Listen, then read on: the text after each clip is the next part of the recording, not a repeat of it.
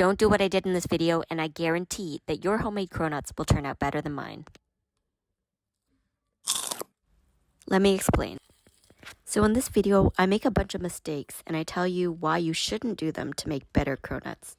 I got the idea from my donut taste tournament where the pistachio cronut, without spoiling anything, did pretty well. But it also happens to cost $3.90. I wanted to know if I could make it easily and quickly for way cheaper. Then I saw this viral trend on TikTok for making cronuts from puff pastry. I tried it, and here's what you should and shouldn't do.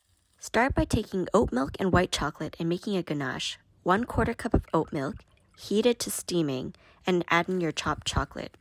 1/4 cup of oat milk to 100 grams chocolate. Set that aside while you cut out your donuts. Mistake number 1, letting the puff pastry sit out before you cut out the donuts. Don't do that. Make sure to cut out the donuts with the puff pastry straight from the fridge. It should be cold, otherwise the dough is going to stick to your form, like mine is sticking to my glass. Instead, work quickly with cold pastry. At this point, your ganache should be ready, so just give it a stir to melt in the white chocolate.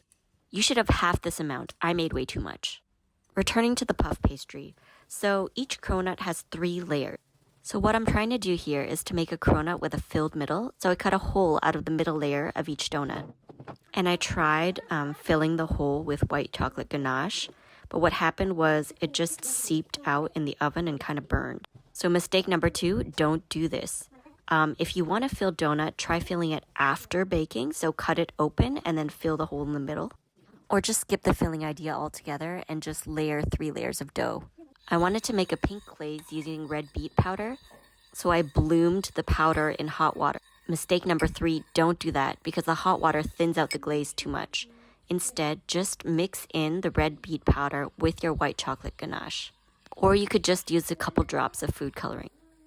After your donuts are baked, you want to cover them in glaze and then your topping.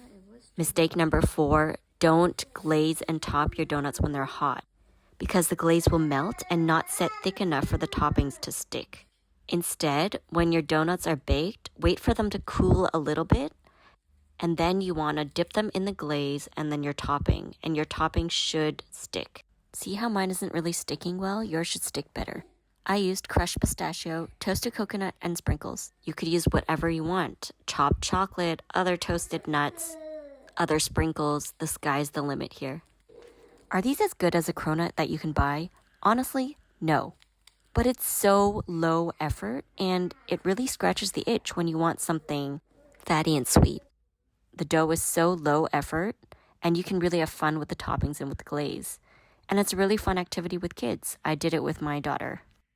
So if you don't do what I did in this video and avoid the mistakes that I made, so don't let your puff pastry sit out before cutting, don't try to fill it before baking, don't add hot water to the glaze, and don't glaze when they're too hot, your cronuts will 100% turn out better than mine.